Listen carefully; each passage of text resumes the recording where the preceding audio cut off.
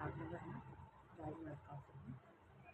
आज की डेट में सबसे बड़ा मुद्दा है स्वास्थ्य, जिसमें इतना घूसखोरी चलता है जिसका कोई हद नहीं है। तो मैं ये चाहती हूँ, वैसे तो मैं ज्ञानी नहीं हूँ, लेकिन मैं इस चीज़ को घुटी हुई हूँ और मैं नहीं चाहती कि वही चीज़ें कोई दूसरा घुटे। चलो ठीक है, भगवान की दया से हमारे पास कुछ है तो हम अपने शरीर पे लगा सकते हैं, लेकिन उन लोगों का क्या जिन लोग अपना जीवन कमा रहे हैं, खा रहे हैं, कमा रहे हैं, खा रहे हैं, उनके पास ना कोई सेविंग्स है ना कुछ भी।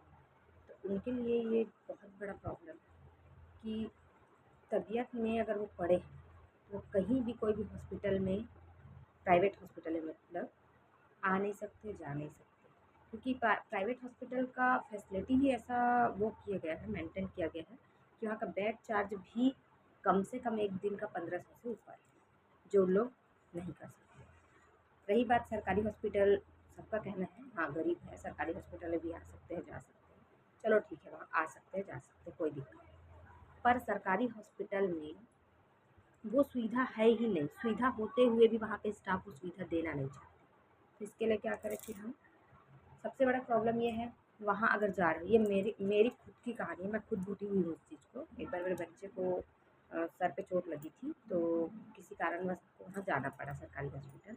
अब सरकारी हॉस्पिटल में गई हूँ, वहाँ पे ओपीडी वो कटवाई हूँ। कम से कम ओपीडी का पर्ची लेते ही मेरे को 2 ढाई घंटा लग गया, जब तक मैं अपने बच्चे को बैठाई हुई थी।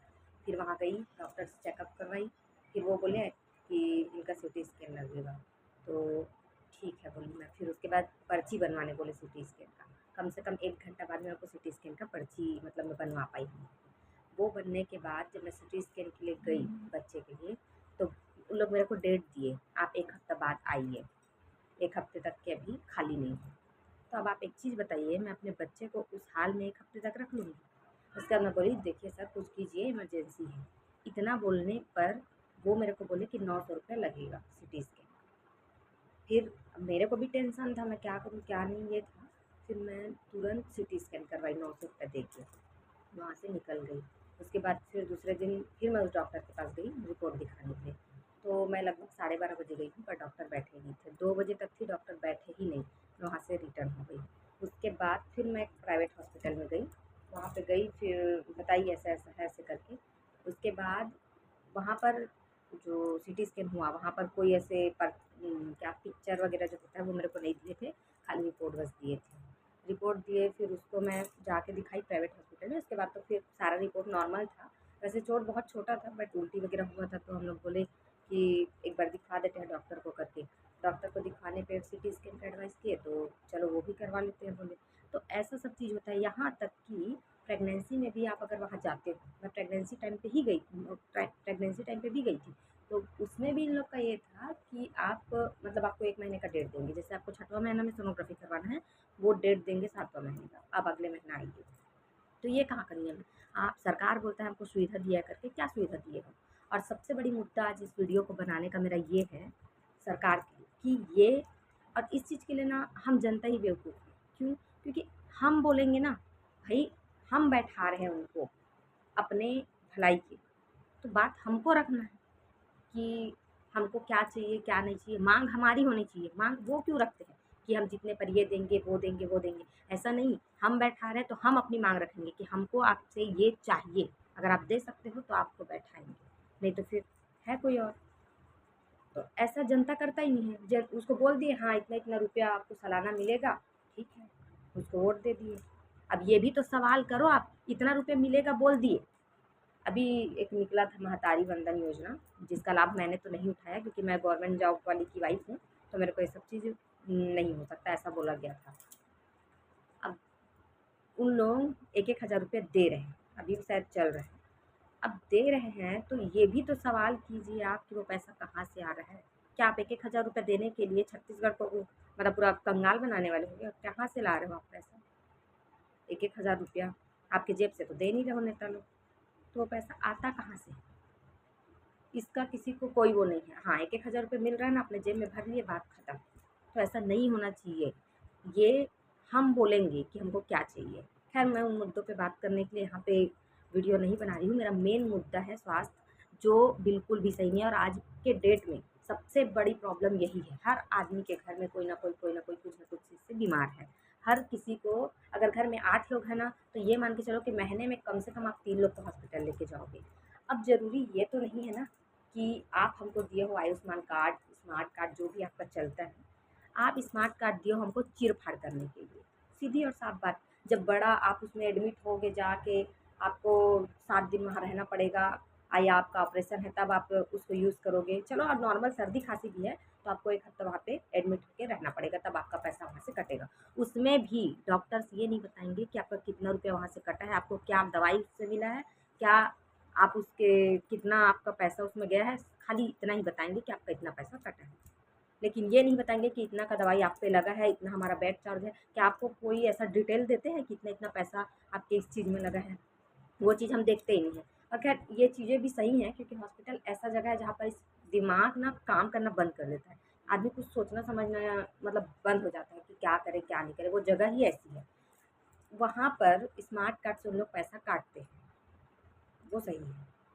पर हमको जानकारी देना चाहिए कि कितना पैसा लग रहा है। मैं सरकार से ये पूछना चाहती हूँ, आप स्मार्ट कार्ड, आयुष्मान कार्ड बना रहे हैं, पर उसको आप ऐसा क्यों नहीं कर सकते कि उसमें कुछ आप कार्ड सिस्टम रख दीजिए, जिसमें ओपीडी चार्ज रहे उसमें। जैसे नॉर्मल इंसान कोई जा रहा है इस चीज़ के लिए कि हाँ, सर्दी है, खाँसी है, छोटी-मोटी कुछ प्रॉब्लम्स है, उसके लिए जा रहा है, तो इन चीज़ों के लिए आप क्यों कदम नहीं उठाते? इन चीज़ों के लिए बोलो, क्या हर इंसान सिर्फ़ चीड़-फाड़ करने जाएगा? सीटी स्कैन बोलो और सोनोग्राफ़ी बोलो, वो सब चीज़ का सुविधा है ही नहीं।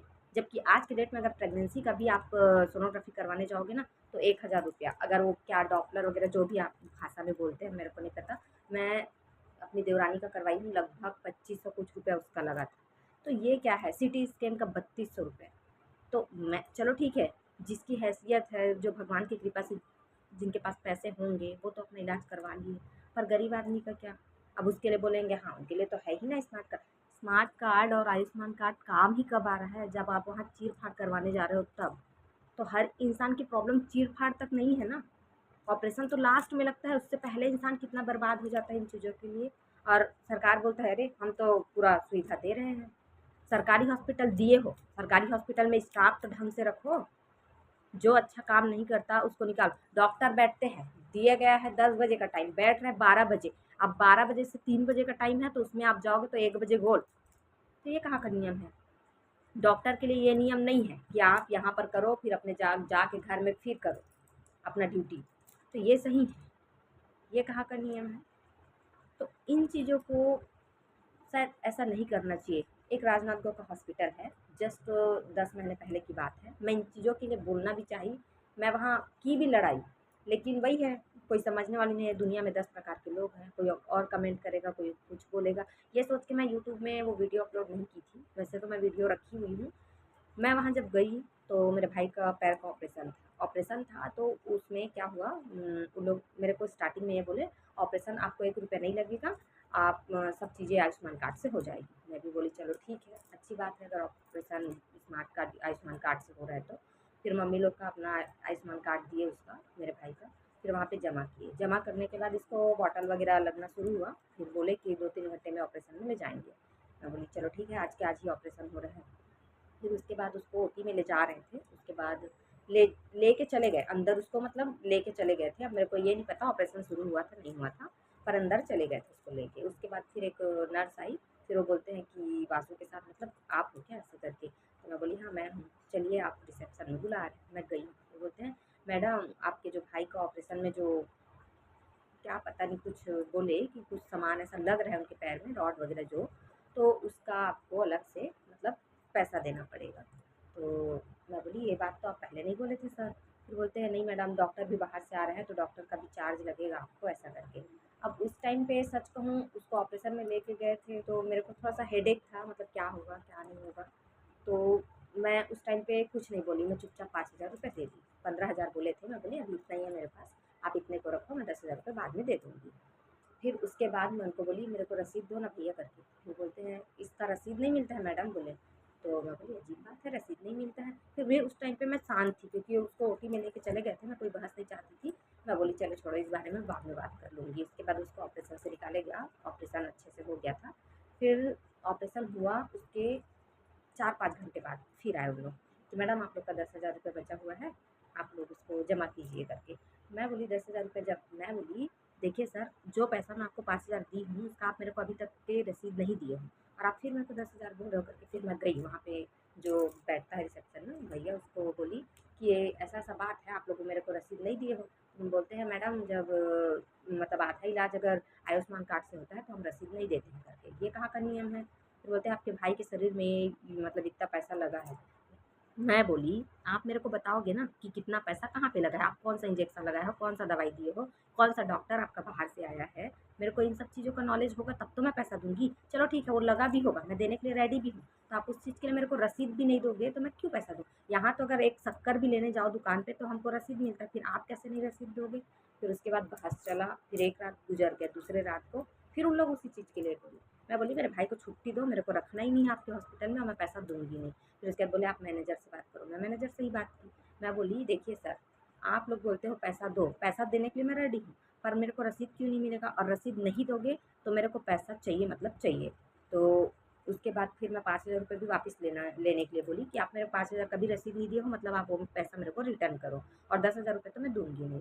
उसके बाद इन लोग क्या किए, 10,000 रुपये तो मैं खैर दी ही नहीं, तो 5,000 का मैडम टेस्ट हुआ है। तो पूरा मेरे को हाईटेक हाईटेक एक वो है राजनांदगाँव में, तो डायग्नोस्टिक सेंटर, तो वहाँ से मेरे को पूरा 5,000 का 5,096 रुपया, मतलब 5,000 मैं उनको दी थी, 96 रुपया का मतलब एक्स्ट्रा करके उन लोग मेरे को बिल दिए और मेरे को लेके गए वहाँ कि इतना-इतना आपका बिल बना है, चलो आप वहीं देख लीजिए।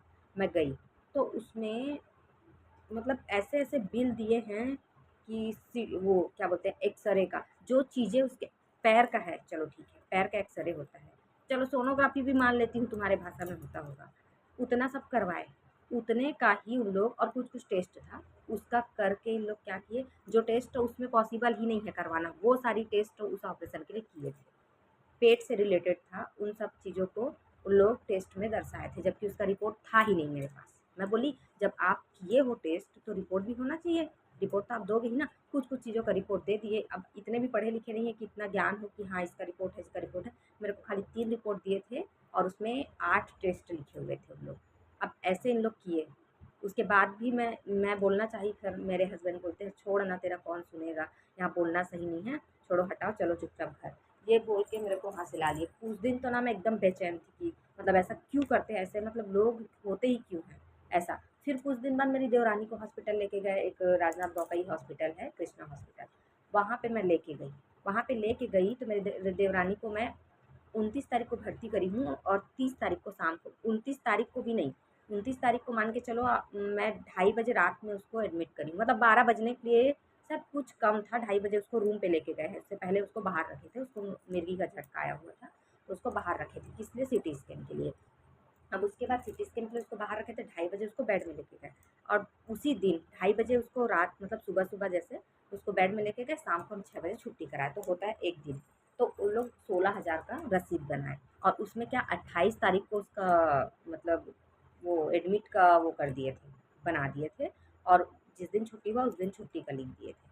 अब उतने को उन लोग किए हैं तो उनको इतना होश नहीं था कि मतलब सामने वाला अगर पढ़ेगा तो आए 29 को है, फिर हम लिखे 28 को है।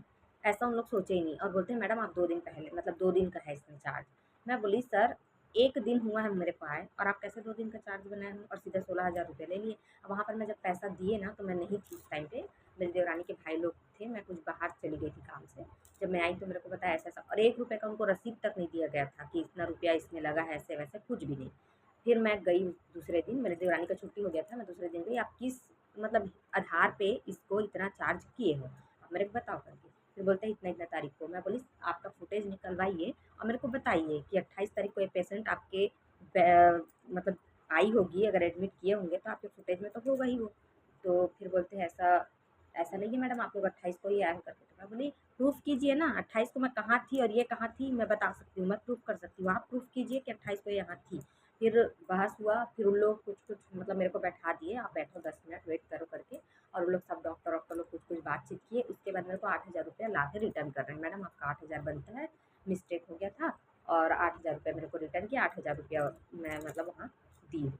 तो ऐसा क्यों? अगर उस हॉस्पिटल हॉस्पिटल में वाक़ई मेरी देवरानी के इलाज में 16,000 रुपया लगा होता, तो वो 16,000 रुपया पूरा रखते ना उन लोग, मेरे को 8,000 रुपया क्यों बाद में रिटर्न करते?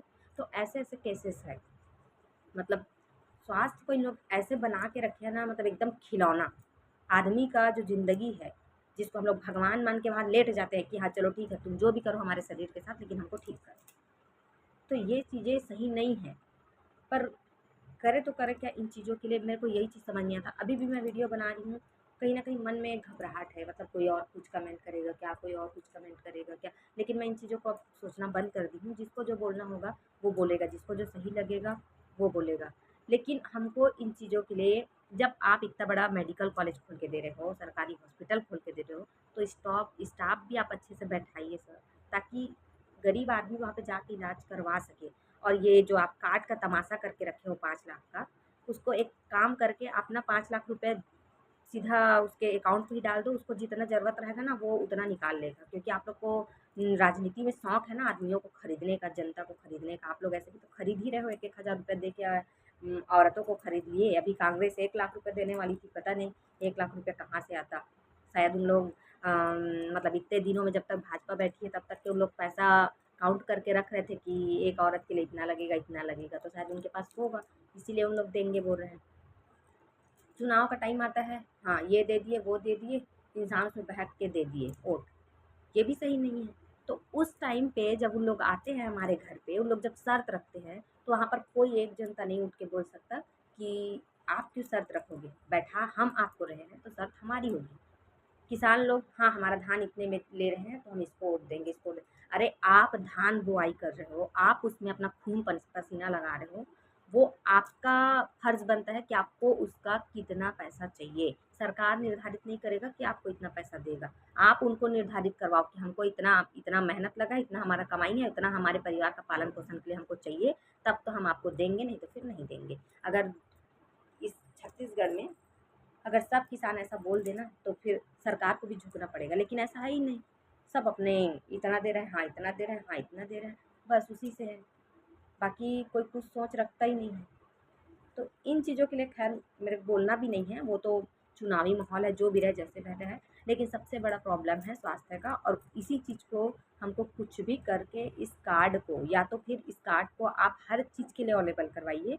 जैसे ओपीडी चार्ज हो उसमें, सारे टेस्ट हो उसमें। अब मेरे भाई का ही ऑपरेशन का देख लो, खाली ऑपरेशन किया है वो, और जितने टेस्ट का पूरा 5,000 का टेस्ट का जो भी बीड़ा है वो मैं उठाई हूँ। तो क्या मतलब आयुष्मान कार्ड में ये नियम है क्या, ले जाओ पेशेंट को और सीधा चीड़-फाड़ शुरू कर दो, बाकी टेस्ट का पैसा आपके पास है तो टेस्ट करवाओ, और नहीं है तो सीधा ऑपरेशन करवा के लेके जाओ बिना टेस्ट करवाए। तो ये कहाँ का नियम है? ऐसा इन लोग करते हैं, तो ये कितना गलत है। अब इन चीज़ों के लिए कोई उठना ही नहीं चाहता, जो उठता है उसका ज़ुबान बंद कर देते हैं। देख चुके हैं एक भारतीय जनता पार्टी और कांग्रेस पार्टी, बाकी तो कोई पार्टी है ही नहीं। मैं किसी पार्टी से नहीं हूँ, ना मैं किसी पार्टी के लिए बोल रही हूँ, ना ही मैं किसी पार्टी का समर्थन करती हूँ। क्यों नहीं करती हूँ? मेरे लिए किए क्या हो आप, जिसमें मैं आपका समर्थन करूँ? क्या किए हो आप? मैं खुद कमा रही हूँ, तब मैं खा रही हूँ। ऐसा तो नहीं मेरे घर सब ला के दे रहे हो, और मुझे चाहिए भी नहीं फ्री का, भगवान हाथ कर दिया है, कमा लूँगी, खा लूँगी। लेकिन कम से कम जो नियम आप लोग, जब आपको जवाबदारी दिया गया है इस राज्य को सँभालने के लिए, तो उसको तो कम से कम बखूबी निभाओ। रोड बनवा रहे हो, एक बार बनवा दिए, डामर बिछवा दिए, 2-3 साल हुआ नहीं, फिर आप उसको फुड़वा दिए, फिर उसमें करवा दिए, बोल दिए इतना करोड़ का खर्चा हुआ है। तो ये सब चीज़ें आप बार-बार बनवाते क्यों हैं? सिर्फ़ घोटाला करने के। बनवाओ एक बार, चले 10 साल, तो वो भी तो होता नहीं है सरकार से। तो क्या करें बताइए आप लोग। और मेरे को पता है कुछ-कुछ गलत कमेंट्स भी आने वाले हैं, और कुछ हो सकता है जिन लोग समझे वो अच्छे कमेंट्स भी करें। हो सकता है मेरा वीडियो किसी को बहुत गलत लगे, या हो सकता है मैं किसी को ज्ञानी भी लगूँ, पर ऐसा कुछ भी नहीं है। मेरे मन में जो था, क्योंकि आज की डेट में ऐसा है ना कि जो भी मन में होता है ना, आप किसी पड़ोसी से नहीं बोल सकते, किसी से भी नहीं बोल सकते। अगर आप अपनी बात को आगे ले जा रहे हो, तो आज के डेट में सबसे बड़ा मतलब जो वो है, वो क्या बोलना चाहिए, मतलब बात को आगे बढ़ाने का जो श्रेय है, वो सोशल मीडिया को ही जाता है। सोशल मीडिया पे अगर आप एक वीडियो डाल रहे हो, तो फिर हो सकता है कोई देख ले तो कुछ हो जाए, कुछ नहीं देखे तो फिर कुछ होगा भी नहीं। अब यहाँ पर तो सोशल मीडिया में ऐसी चीज़ों के लिए किसी के पास समय नहीं है कि किसी की ज्ञान की बातों को सुने, क्योंकि आज के डेट में सब अपने आप पे ज्ञानी है, कोई किसी का बात सुनना ही नहीं चाहता। बट मैं वीडियो इसीलिए बनाई हूँ कि कम से कम ये जो हॉस्पिटल वाला जो चीज़ें हैं, वो चीज़ें सुधर जाए। बाकी आप खाते रहो ना, नेता लोग का तो यही काम ही है, खाओ, घोटाला करो, ये करो, वो करो। आम आदमी जा रहा है तो फँस जा रहा है, और वही अगर कोई उम, पहुँच वाला, जो राजनीति में जिसकी पहुँच हो, वो जा रहा है तो उसका काम फट से हो रहा है।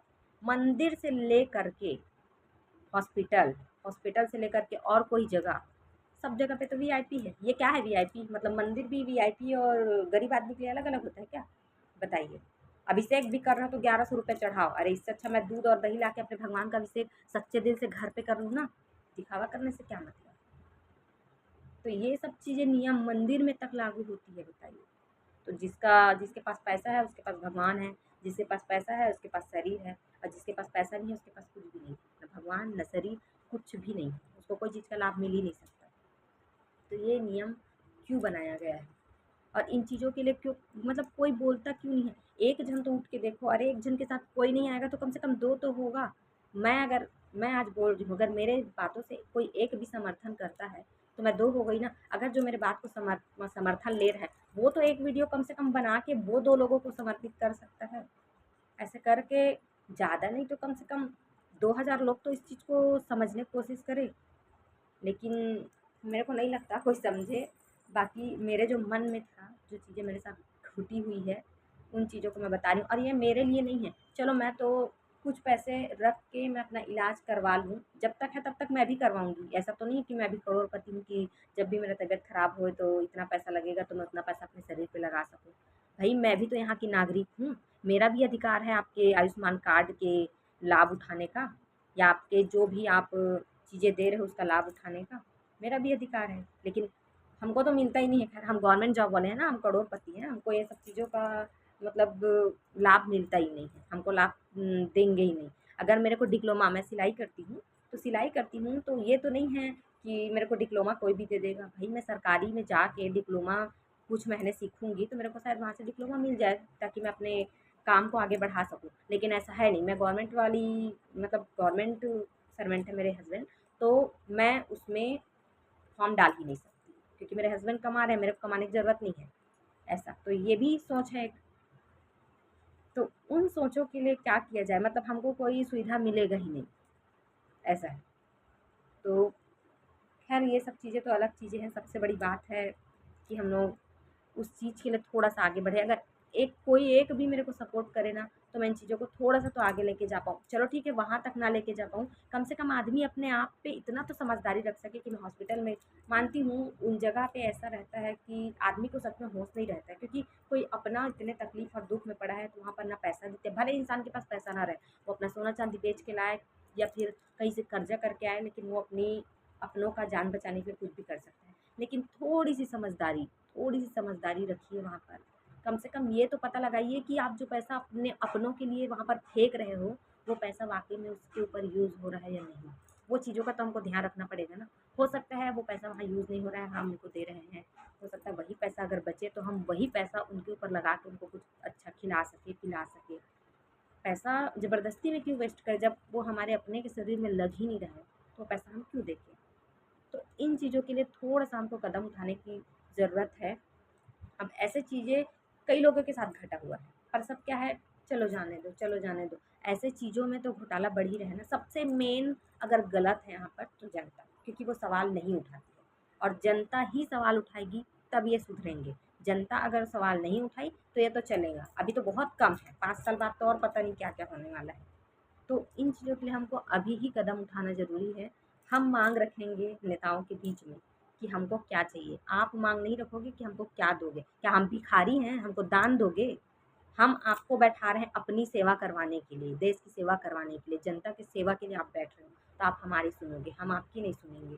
मेरी ये सोच है, बाकी सबकी अपनी-अपनी सोच है, सरकार का एक अपना नियम है, और इन लोग तो चुनावी माहौल को ऐसा बना दिए हैं ना कि अगर कोई सच्चा आदमी, कोई गरीब आदमी अगर चुनाव लड़ने जाए ना, तो चुनाव का प्रोसेस पूरा करने के लिए ही इतना पैसा लगेगा, जितना वो अपना खेत बेच के भी ना लगा नहीं सकता। इतना मतलब इस चीज़ को क्यों महँगा किया गया है? क्या एक आम आदमी जाके, अगर वो वाक़ई में उस लायक है, तो वो जाके चुनाव नहीं लड़ सकता?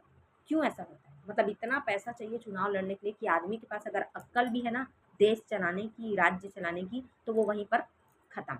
मतलब वो सिर्फ वहीं पर सिमट के रह जाएगा। 2 बातों को इसको बोलेगा हाँ ऐसा होना था, 2 बातों को वैसा उसके पास बोलेगा हाँ ऐसा होना था, बाकी कुछ कर नहीं पाएगा। क्यों? क्योंकि उसके पास पैसा है ही नहीं। पैसा के चुनाव लड़ने के लिए पैसा चाहिए, देश चलाने के लिए पैसा चाहिए। कौन-सा वो अपने पैसे का चला रहे हैं? देश सेवा बोल रहे हैं, कौन-सा अपने पैसे का चला रहे हैं? सब तो सरकार की पैसा है, कर्ज़ा तो कर ही रहे हैं।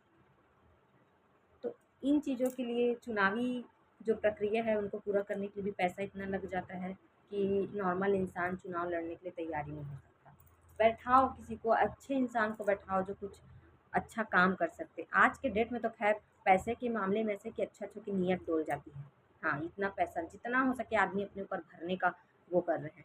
मैं तो बोलती हूँ अगर पंडित भी है, अगर वो फ्री में भी अगर अपना भागवत सुना रहे हैं ना, तो खैर फ्री में तो कोई नहीं वो करेंगे। और इतने भी जनता और जो भक्त है, वो ऐसे नहीं है कि फ्री में आपसे सब चीज़ें करवाएँ, दक्षिणा कुछ ना कुछ दोगे ही आप उनको, तो उस दक्षिणा से आपकी ज़िंदगी चल सकती है। अगर आप संत हो, आप अगर सबके घर ऐसे जाओगे ना, तो ज़िंदगी में आपके पास एक कपड़ा भी नहीं रहेगा, आपके पास एक चावल का टुकड़ा भी नहीं होगा ना, तब भी आप जी के दिखा सकते हो। इतने आपके भक्त हैं कि आप एक दिन करके अगर खाओगे भी ना सबके घर, तो ज़िंदगी में आपको कोई चीज़ का मतलब आपका जीवन निकल जाएगा लेकिन आपका पेट भूखा नहीं रहेगा।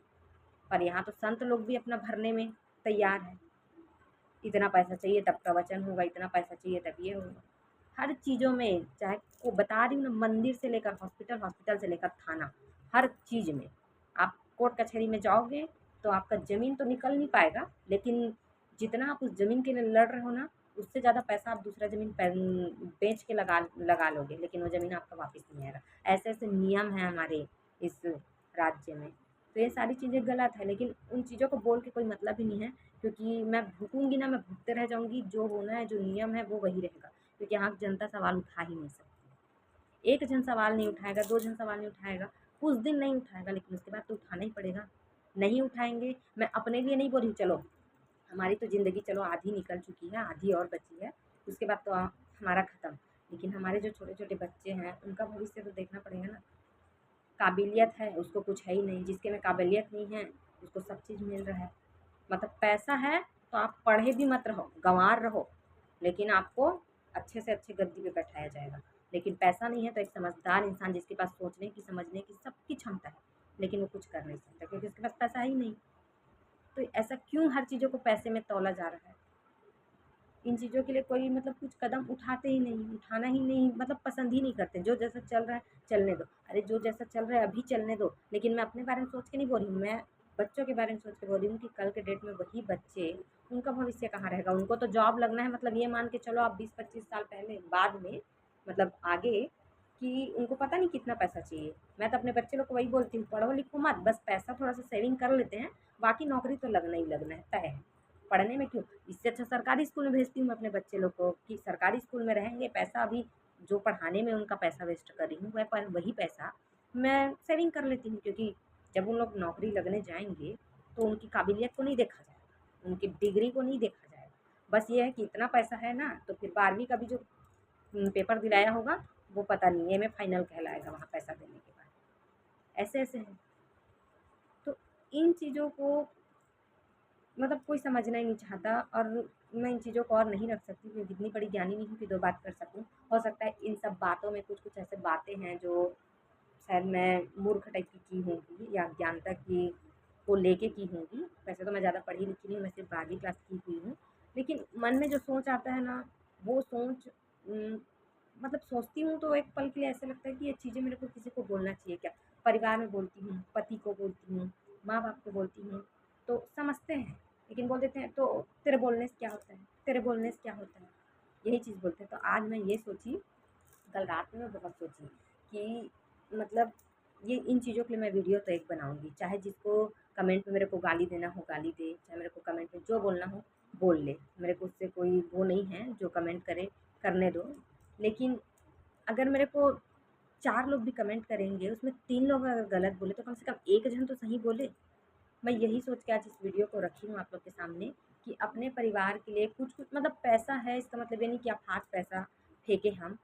ये है कि समझदारी से उन चीज़ों को करें, जहाँ पर पैसा लग रहा है वहाँ पर पैसा देने में कोई आपत्ति नहीं है, क्योंकि बिना पैसे का तो कोई चीज़ होता नहीं है। आजकल के डेट में तो ऐसा है कि बिना पैसे के आपको एक चावल का टुकड़ा भी खाने को नहीं मिलेगा, आपको उसका भी कर्ज़ चुकाना पड़ेगा तब आप खाओगे।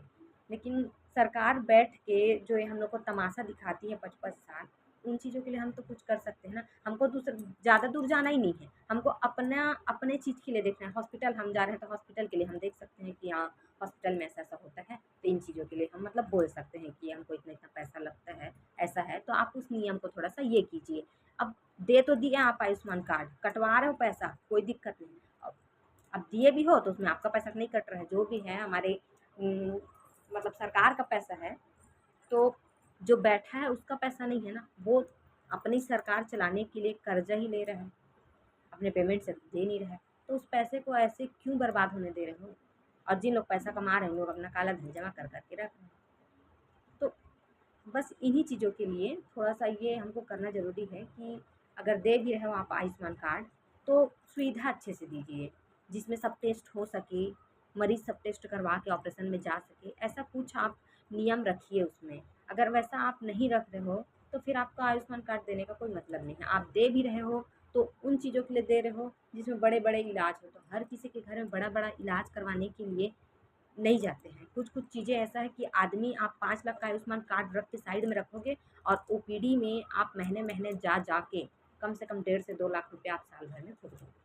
तो इन चीज़ों के लिए हमारा सरकार हमारे पास होना चाहिए कि नहीं होना चाहिए। आप सरकारी दिए हो, मानती हूँ मैं सरकारी दिए हो, पर सरकारी का भी नियम आप लागू करो कि अगर ऐसा है, वहाँ पे अगर सरकारी में अगर कोई वीआईपी आदमी गया ना, 200 रुपए लगा दिए ना, उसका काम फट से होगा।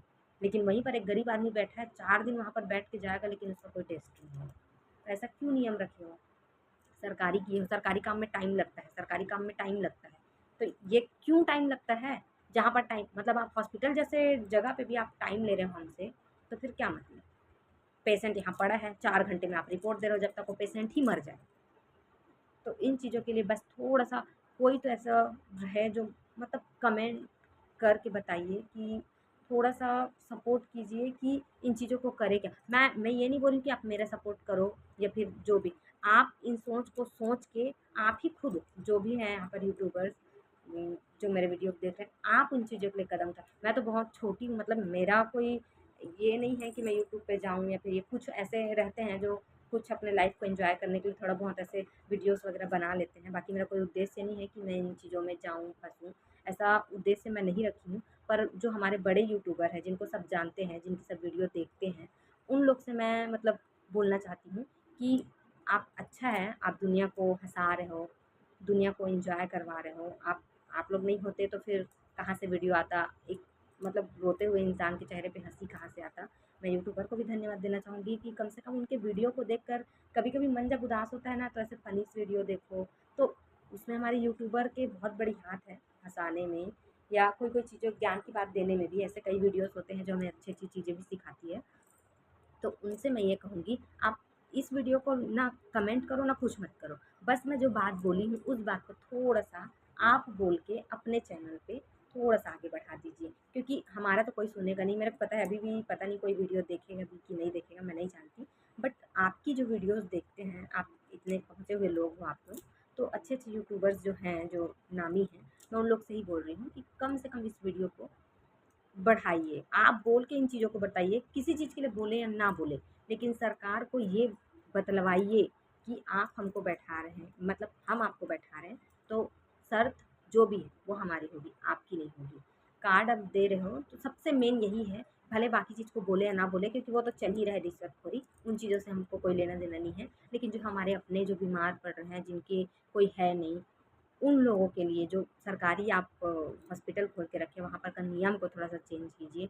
और जो आयुष्मान कार्ड सबसे मेन वही है, आयुष्मान कार्ड आप जो दिए हो उसमें कुछ नियम आप चेंजेस कीजिए। ऐसा सब चीज़ थोड़ा-सा आप इस वीडियो को किसी के लिए आगे बढ़ाइए, और कुछ नहीं कहूँगी मैं, इतना ही कहूँगी। मेरे को पता है कोई चीज़ अगर बुरा लगा होगा या फिर हो सकता है कोई बातें ऐसे अज्ञानता जैसे हुई होगी मुझसे, तो जो भी मेरे से बड़े हैं, वो मेरे को बोल सकते हैं कि आपने यहाँ पर गलत बोला है, मैं उन चीज़ों को लेने के लिए तैयार हूँ। मैं गलत हूँ तो गलत हूँ, सही हूँ तो सही हूँ, ठीक है? बस इतना ही कहना था मेरे को, और जो भी मैं गलती अगर बोली हूँ, गलत बातें, तो उनके लिए मैं आप लोग से माफ़ी माँगती हूँ। और दूसरी चीज़ हो सकता है कोई बातें ऐसे हो जो आप किसी के दिल पे ठेस पहुँची हो, तो उनके लिए भी मैं माफ़ी माँगती हूँ। धन्यवाद।